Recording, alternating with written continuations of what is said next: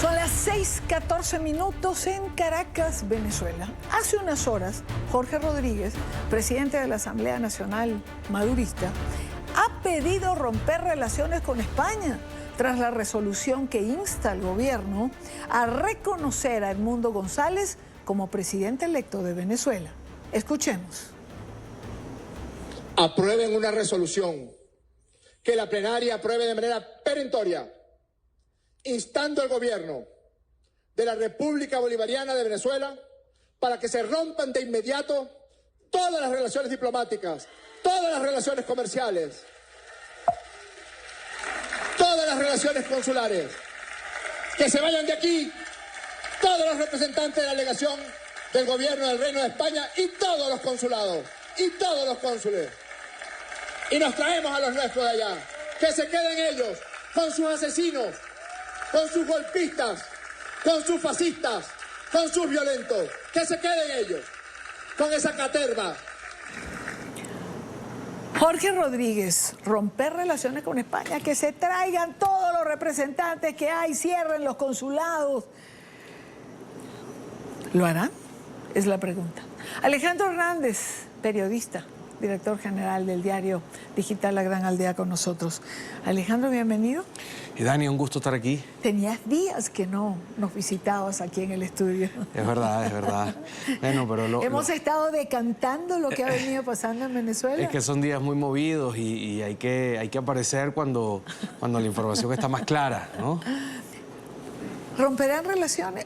A ver, cuando Jorge Rodríguez dice cosas como esta dentro del ámbito de la Asamblea, normalmente es un mensaje y normalmente eso tiene la respuesta que él busca.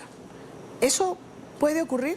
Claro, es que es la dinámica de la extorsión, ¿no?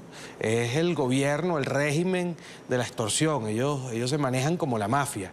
Jorge Rodríguez ahí lo que está mandando es un mensaje al empresariado español que tiene intereses en Venezuela para que ese empresariado presione al impresentable gobierno de Pedro Sánchez. Eso es un mensaje para el presidente Repsol, para el presidente de Telefónica, para la gente del Banco Provincial. Es decir, ellos, por eso digo, operan como la mafia. Saben, le tienen la caída a todo el mundo y tienen cómo chantajear a todo el mundo y se aprovechan de las ventajas que ofrece la gente y al final terminan dañando al pueblo, porque ¿a quién dañaría que los vuelos entre España y Caracas se suspendan? A la gente, porque ellos vuelan en aviones privados? ¿A quién dañaría que las relaciones consulares entren en un problema? Bueno, a los españoles que están en Venezuela y a los venezolanos que están en España. Entonces, bueno, es un gobierno que opera de una manera sucia siempre y quien termina perdiendo es la gente, pero no les quepa duda que este mensaje, como bien señalas tú, es directo a los empresarios que tienen inversiones y que tienen intereses económicos en Venezuela, para que actúen. No de gratis, Zapatero ha sido el gran limpiador de la imagen de Maduro en España y en Europa, pero Zapatero al final lo que opera es como un lobista de Maduro ante estos factores de poder y factores económicos. Entonces, ahí está todo ligado y en la mesa, ¿no? Pero fíjate, el Congreso, digamos, el Congreso español, reconoce a Edmundo González como ganador del proceso electoral del 28 de julio. Pero esto, primero, no es una decisión vinculante, pero además tampoco lo prueba con los votos del PSOE. Y además Pedro Sánchez, el día de hoy, dice que no va a reconocer a Edmundo, aunque no reconoce a Maduro, porque eso le da cierto margen de tiempo a España y a la propia Unión Europea para negociar de aquí a diciembre.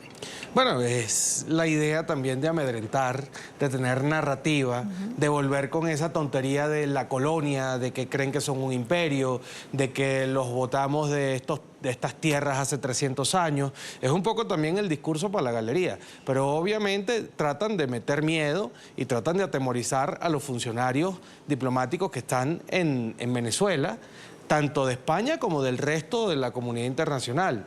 Yo tengo entendido y cosa que me parece muy cuestionable, que las embajadas occidentales que están en Caracas han sido muy precavidas a la hora de recibir o proteger perseguidos opositores o a la hora de abrir las puertas de la embajada a gente que los necesite para no molestar al gobierno, al régimen de Maduro y que estos no los expulsen del país. Entonces uno se pregunta, bueno, pero la finalidad de esas instituciones, de esas entidades, precisamente es estar en estos países para vigilar, proteger y de alguna manera acompañar la democracia en ellos. Obviamente también hay un fin comercial, consular, etcétera, pero la excusa para no recibir a gente que lo necesite, perseguidos por el gobierno, que hay de sobra y que todos sabemos, no puede ser, bueno, es que no podemos molestar al gobierno para que no nos expulse de Venezuela. Eso no puede ser. Y yo entiendo que eso ha sucedido en distintas sedes diplomáticas y yo creo que esto también, esta laraca histérica de Jorge Rodríguez, es un mensaje también para el cuerpo diplomático en general. Ahora, ¿cómo crees tú que va a desarrollarse la actividad de Edmundo González en España? Bueno, primero hay que ver cuáles van a ser las limitaciones de su condición allá, ¿no? De su condición legal allá. Es un asilado, es un protegido, es un refugiado. O sea, yo no tengo claro cuál va a ser exactamente su posición legal. Entiendo. Tenemos claro. Creo que entiendo que en estas próximas horas eso se puede dilucidar un poco por información que me han dado periodistas de allá. Él va a ver al canciller. Él Exactamente. dijo que no hablaba hasta tanto no viese a las autoridades y la autoridad con que va a encontrarse, hasta donde entendemos, va a ser con el canciller. Entonces, bueno, hasta que eso no suceda, bueno, no sabremos cuál va a ser el alcance o la maniobrabilidad que él va a tener. Ahora, hay dos cosas. Lo primero, recordemos que Edmundo González está yendo a España bajo la protección o bajo un acuerdo o bajo unas gestiones de José Luis Rodríguez Zapatero, como acabamos de decir, el lobista de Maduro ante la comunidad internacional. Yo no creo que eso esté cuadrado con la finalidad de que Edmundo González tenga o vaya por España y por la Comunidad Europea. Exacto, un espacio político para... Exactamente, exactamente. No lo sabemos, pero probablemente esa no sea la intención. Otra cosa... Aunque la carta de ayer, que leyó su hija, frente al Congreso, en esa concentración de venezolanos, decía que el compromiso era hasta el final. Claro, es una carta que pareciera está escrita por alguien que no escribió la primera, ¿no? Una diferencia absoluta. Hay una diferencia muy grande entre el primer comunicado y este comunicado. Se puede entender que la situación de él no es sencilla, se puede entender que él está llegando a un país nuevo, que tiene que estar de la mano con las autoridades de ese país, que son quienes le están ofreciendo, bueno, la permanencia allí, pero sí, ciertamente fueron absolutamente distintos, fue absolutamente distinto el tono de ambos comunicados o de ambas cartas. Otra cosa que hay, que no se sabe a ciencia cierta qué es, pero que ya Jorge Rodríguez asomó, son una especie de compromisos o de acuerdos firmados en Caracas que condicionaron la salida del presidente electo. Fíjate que Jorge Rodríguez, de nuevo, en la laraca que tenía hoy en la Asamblea Nacional, dijo que hay grabaciones, que hay fotos, que hay videos de lo que fueron las negociaciones, intuye uno, para la salida del presidente electo. ¿Qué hay allí? ¿Con qué nos van a salir? ¿Qué van a manipular? Habrá que ver. Pero bueno, son factores que condicionan bueno, la actuación, el discurso, la narrativa y la puesta en escena del presidente electo. ¿Por qué sale Edmundo González de Venezuela? Mira, Idania, yo entiendo que Edmundo González estaba absolutamente obstinado de la situación que tenía en Caracas. Él estaba en una embajada donde todavía no es claro cuáles eran las restricciones que tenía. Hay gente que dice que estaba muy restringido, hay otra gente que dice que eso no es así, que tenía maniobrabilidad. Pero yo me inclino más por la primera opción, por el hecho de que los holandeses nunca le informaron al régimen venezolano que tenían a Edmundo González como invitado, como refugiado o como lo que sea que estuviera. Claro, eso compaginaría con la información, por ejemplo, de que le pidieron le quitaron el teléfono. Así es, que le quitaron el teléfono, que le pidieron disminuir el uso de las redes sociales, que le impidieron tener reuniones políticas dentro de la embajada. Tiene todo el sentido, porque es que si nadie sabía que él estaba allí, bueno, eso seguramente ocurrió. Entonces, bueno, es evidente, el señor tiene 74, 75 años. 75 años. Estar en una condición así, mes y medio, es agotador.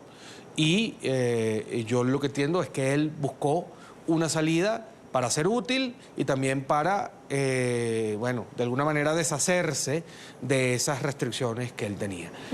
Esto, como dijo María Corina Machado, bueno, los detalles de esto todavía son informaciones que van y vienen, pero que en algún momento sabremos la verdad, ¿no? Y que tendrá que darlas él, lo dijo María Corina igual, no me corresponde a mí. Edmundo González tendrá que decir o dar detalles de muchas cosas. Así es. Ahora, mucha gente percibió, Alejandro, que con la salida de Edmundo González de Venezuela se estaba dejando sola a María Corina. Te pregunto, ¿se está dejando sola a María Corina? Bueno, la salida de Edmundo González es un punto de inflexión, es un golpe anímico de cierta manera, porque bueno, es la llave, es la dupla, es el presidente al final, es el símbolo por el que María Corina Machado hizo una campaña épica y hizo las gestiones heroicas para lograr las actas que demostraban su victoria. Bueno, ese símbolo hoy no está dentro del territorio nacional. Eso evidentemente tiene un significado. ¿Qué es lo que pasa con María Corina Machado? Bueno, que al final ella tiene su lucha ha sido contra el chavismo, pero también contra el status quo político, opositor, empresarial, ¿no? Y bueno, son como demasiados frentes y pareciera que todos estos frentes están de alguna manera buscando que ella sea reemplazada como la cabeza de la oposición. ¿Buscando normalizar la situación? Buscando normalizar al régimen como otras veces se ha hecho. Sí, para que continúen las dinámicas donde ellos son protagonistas y de los que ellos se benefician. Entonces eso es una cosa muy delicada. Ahorita en la oposición venezolana hay dos visiones básicamente que están dándose en todos los partidos importantes. Una es los que creen que María Corina debe seguir a la cabeza de la dirección política opositora y la otra es los que creen que hay que buscar una especie de pacto de cohabitación, de reconocimiento bajo la mesa con Maduro para que haya cierta normalidad en el país y para que podamos entrar en una dinámica sobre, bueno, las regionales, las parlamentarias, las municipales, que son elecciones que corresponde hacer el año que viene. Entonces, son dos discusiones que se están dando en los partidos políticos importantes de la oposición. Yo creo que algunos ya tienen decidido qué van a hacer, pero van en función de intereses que no necesariamente son los que representa María Corina Machado. Entonces, ¿qué ocurre? Bueno, que está ella al final, como le ha tocado en otras oportunidades, esto no es nada nuevo para ella, enfrentando, bueno, al status quo del estamento político del país. Pero acompañada de los venezolanos, a quien ella les devolvió la esperanza. Así es. A quienes ella logró que salieran a votar en una gesta absoluta que le reconocen no solo los venezolanos, sino el liderazgo internacional, y lo hemos hablado, hay quien señala que esto será estudiado seguramente más adelante.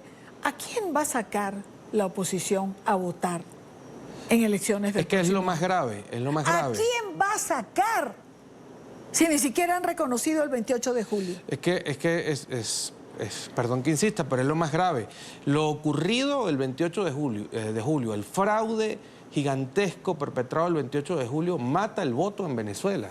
¿A quién le vas a decir tú que salga a votar por quién si una elección tan aplastante como la que, una victoria tan aplastante como la que hubo el 28 de julio no fue reconocida? En las elecciones parlamentarias, regionales, municipales, el gobierno va a ceder espacios que les convenga que la oposición tenga para disfrazarse de demócratas, para disfrazar que en Venezuela hay una aparente democracia, muy entre comillas. Entonces, pero la gente no va a salir, ¿con qué confianza? ¿Cómo le vendes tú a la gente que salga a participar en un nuevo proceso electoral. No. Además, María Corina, como tú bien acabas de decir, ella encarna todavía el liderazgo con la gente. La gente quiere seguirla a ella y la gente sigue confiando en ella. Y yo creo que la gente también está comprendiendo que el monstruo al que ella se está enfrentando pues es gigantesco y bueno, ella sencillamente ha hecho todo lo que está a su alcance y más. Pero yo no veo que la gente la esté responsabilizando o la esté diciendo que fracasó, pero los políticos sí. En ese orden de ideas, te quiero preguntar, hay quien dice, o sea, hay, a ver, entre todas las cosas que uno puede escuchar en Venezuela, hay quien dice que Maduro hubiese entregado el poder si quien gana no representara un sector de alguna manera tan radical. Ahí yo me pregunto qué de radical tendría Edmundo González Urrutia, que al final era quien iba a ocupar la presidencia. Pero además también era, digamos, estaba la unidad detrás de todo esto. Maduro no hubiese entregado el poder, así ganara el Papa, por Dios. ¿O es que tú piensas algo en contrario? Es que la actuación de este último mes y medio demuestra que esta gente no está dispuesta a entregarle el poder a nadie. Ese análisis que ciertamente tú haces, que no es un análisis, es sencillamente repetir lo que una fracción política en Venezuela piensa, es absolutamente un sinsentido. O sea, ¿por qué Maduro se va a robar una elección que perdió 70-30, pero va a entregar en una que pierda, no sé, 55-45? ¿Por qué? O sea, hoy veíamos a Jorge Rodríguez en la Asamblea Nacional, veíamos a Diosdado Cabello en la mañana en un, imagínate tú, en un congreso antifascismo. El hombre que dice que va a perseguir, bueno, todo lo que dice Diosdado Cabello permanentemente, estaba en un congreso antifascista. Pero este tipo de personajes que se expresan como se expresan, que dicen lo que dicen, ¿por qué alguien puede pensar, sospechar, o qué han hecho ellos para que alguien pueda pensar que van a entregar el poder de una forma natural, por las buenas, o porque, como dices tú, ganó el Papa y no ganó otra persona que a lo mejor tenga una postura más fuerte? María Corina Machado en la campaña se cansó de enviar señales para conversar, para entablar garantías. Lo ha dicho 100 veces, que las negociaciones de una transición tienen garantías. Lo hizo aquí conmigo en 2 o 3 oportunidades. Así es. Entonces, esa no es la excusa. El problema no es María Corina, el problema no son los radicales. ¿Qué radicales? Yo quiero ver si los empresarios, los lobbianalistas que están en Venezuela, van a salir a exigirle a Jorge Rodríguez, Fede Cámaras, etcétera, van a salir a exigirle a Jorge Rodríguez que no suspenda las relaciones comerciales con España, o si nada más el discurso es contra las sanciones porque las pide la oposición. Yo quiero ver cuál va a ser la postura de este grupo empresarial venezolano con esta declaración de Jorge Rodríguez. Me quedan 2 minutos. No quiero despedirte sin preguntarte, ¿cuál es tu escenario para los próximos días? Bueno, es difícil describir lo que puede venir o anticiparse a lo que puede venir, porque bueno, fue muy inesperado, las últimas horas han sido muy inesperadas, con informaciones que cambian permanentemente. Yo lo que creo que puede venir es, bueno, la aclaratoria de las condiciones en las que va a estar Edmundo González y probablemente, bueno, una estructura que se va a formar alrededor de él para que de alguna forma no se difumine su figura, no se disminuya su figura. Y en Venezuela, bueno, María Corina Machado va a intentar seguir liderando un proceso que, bueno, termine con la posibilidad de que esta gente se abra a negociar la posibilidad de un cambio, ¿no? Yo creo que por allí van a venir las cosas. Me parece que pronto no veremos actividades de calle nutridas ni convocadas, claro. Pero sí creo que son momentos de, bueno, mucho pulseo internacional. Hay que ver qué va a pasar, bueno, imagínate tú, con Petro aquí y con Lula en Brasil, ¿no? A ver en qué terminan ese supuesto proceso de mediación que ellos quieren impulsar. Entonces, bueno, me imagino que por ahí irán los tiros y estaremos atentos a esas informaciones.